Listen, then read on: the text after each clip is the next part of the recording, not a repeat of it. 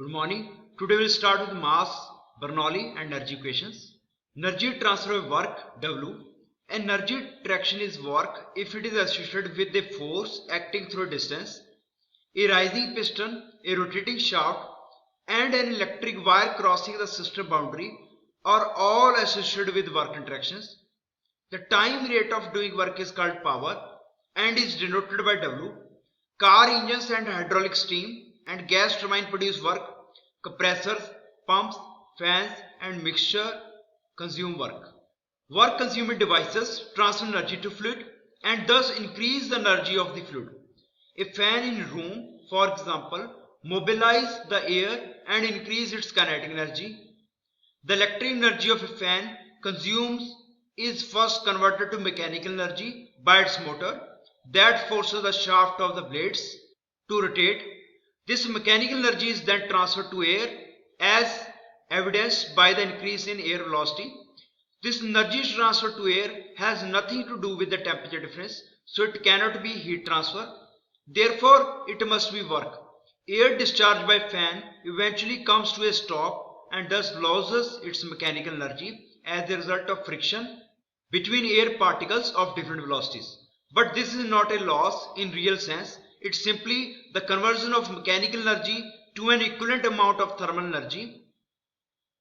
A system may involve numerous forms of work and the total work can be expressed as work total is equal to work shaft plus work pressure plus work viscous work plus other.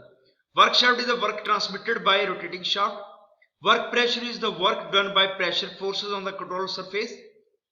Work viscous is the work done by the normal shear components of viscous forces on the control surface, and work other is the work done by other forces such as electric, magnetic and surface tension, which are insignificant for simple compressible systems and are not considered in this text.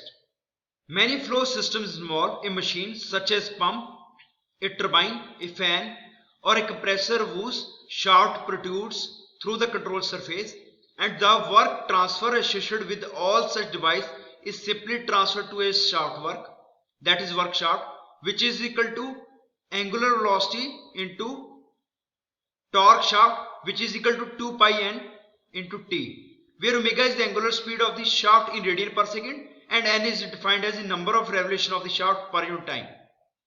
Work done by pressure forces. Consider this element, this is your system boundary. This is small surface area dA. Pressure on this surface is P and this is V is the velocity of the element. N is your normal, outer normal of this dA component. So consider a gas being compressed in a piston cylinder device shown in figure. When the piston moves downward, a differential distance ds as under the influence of pressure force Pa. The boundary work is defined as, that is pressure into area into ds, that is PAds. This is your boundary work. Divided both sides by differential time interval, you will get work, boundary work is equal to Pa V piston. So this is your rate of boundary work, means power, where V piston is equal to ds by dt is the piston velocity, which is the velocity of moving boundary at the piston face, means this piston velocity. Now instead of taking this piston cylinder, we will consider this arbitrary shape. In this case, what is the work? The work pressure, or you can say the rate of work, is equal to minus P dA Vn. In this case, what is Vn? It is V dot n, which is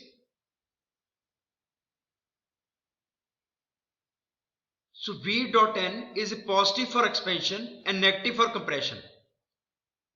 The negative sign ensures that work done by pressure force is positive when it is done on the system and negative when it is done by the system, which agrees with our sign convention. So the total rate of work done by pressure force is obtained by integration. When you integrate this, you will get work pressure, rate of work is equal to minus integration over whole area P V dot n into dA. Now if you include the shaft work, So total work net is equal to work shaft, power shaft plus this is power. When you combine this here, you will get this equation. The rate of form of conservation energy relation for the closed system becomes Q net plus work shaft plus work pressure is equal to change energy of system with respect to time. To obtain a relation for conservation energy for a control volume, we apply Reynolds transport theorem, in which replacing B with the total energy E. So this is your Reynolds transport theorem for a control volume. Replace B with E and this replace small b with small e. Here you will get this equation here. Substitute this equation here, you will get this is the equation, which can be stated as the net rate of energy transfer into a control volume by heat and work transfer is equal to the time rate of change of energy content of a control volume plus the net flow rate of energy out of the control surface by flow mass flow.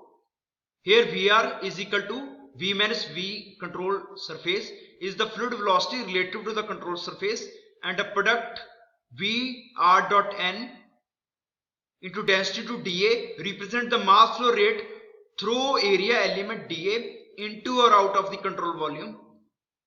Substitute this work pressure from here into the equation here, and then on rearranging you will get this equation. This is very convenient form of energy equation, since pressure work is now combined with energy of the fluid crossing the control surface. We no longer have to deal with pressure work. So here this is combined. So pressure work is taken and it is combined. The term P by rho is equal to PV is equal to workflow is the flow work, which is the work associated with pushing a fluid into or out of control volume per unit mass. For fixed control volume, QV net plus work shaft is equal to here, where VR is equal to V. For a fixed control volume, no motion or deformation of control volume, and energy allocation becomes, so instead of VR you can put V.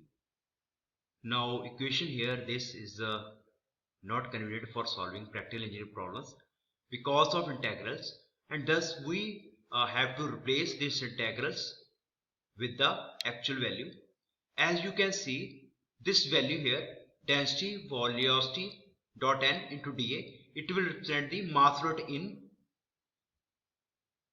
So you can replace this here with the mass.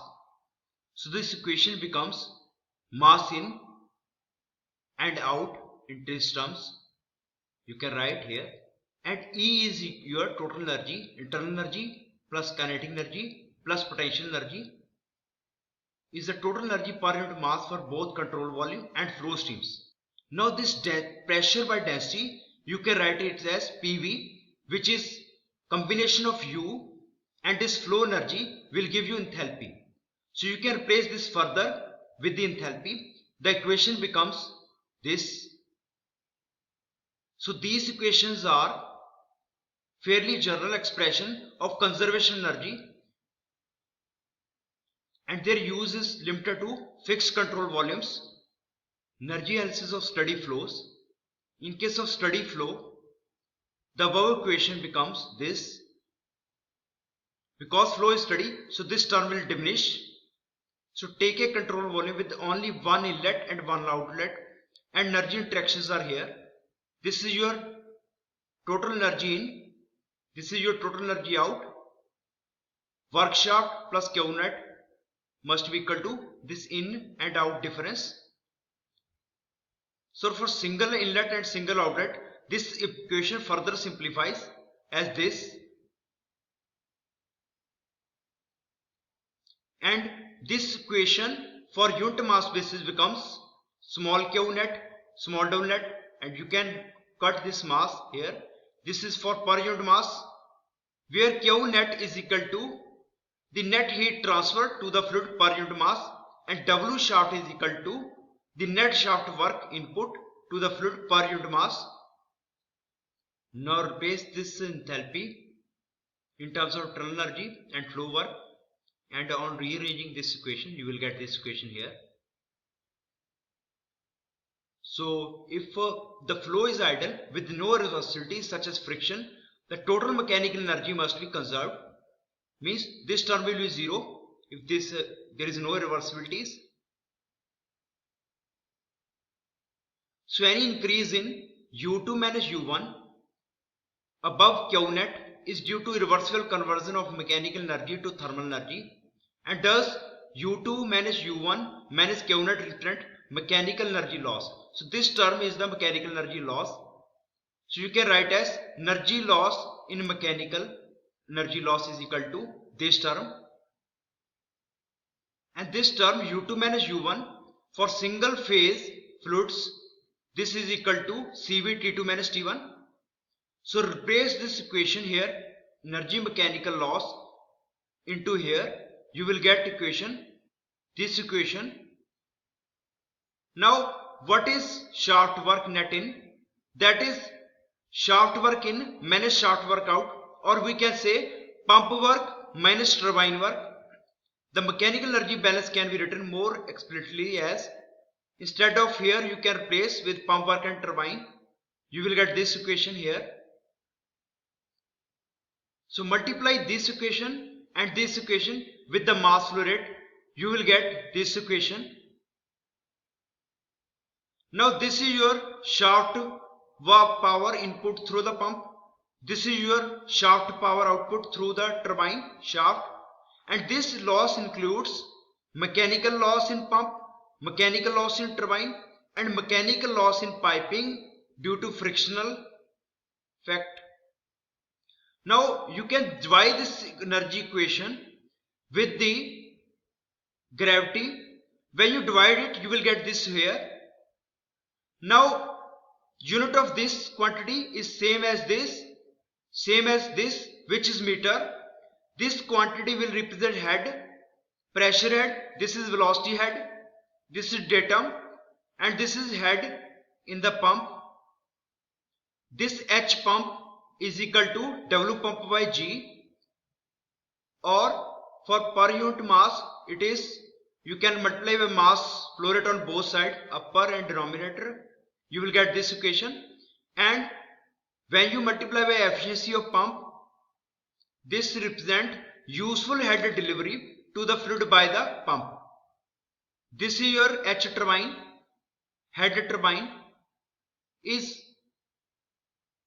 the head removed by turbine from the fluid, and this is the efficiency of turbine because of irreversible loss in turbine. Then same HL is your head loss between 1 and 2 due to all components of piping system other than the pump or turbine. So here HL represents the friction losses associated with fluid flow in piping and does not include the losses that occur within the pump or turbine due to the inefficiencies of these devices. These losses are taken into account. For pump, this is your efficiency of pump. For turbine, it's efficiency of turbine due to losses. So this is your control volume. This is total energy of fluid in, represented by this term. This is total energy out. Pump work is here. Some part of is lost, that is energy and mechanical loss in case of pump. So H pump, that is head of the pump, and W pump is the work input into the control volume. Some work is taken by turbine from the fluid. Some energy is lost in the turbine. So head to the turbine is H turbine. So after loss, this is the energy of mechanical fluid which is going out of the control volume. HL is energy loss due to piping and friction loss. So this H pump is 0 if there is no pump, and is this H turbine is 0 if there is no turbine involved in the system. Also, the head loss HL can sometimes be ignored when the friction losses in piping system are negligible small. So you can ignore this if the losses are small. So when pump and turbine head is neglected, the equation will become this Bernoulli's equation.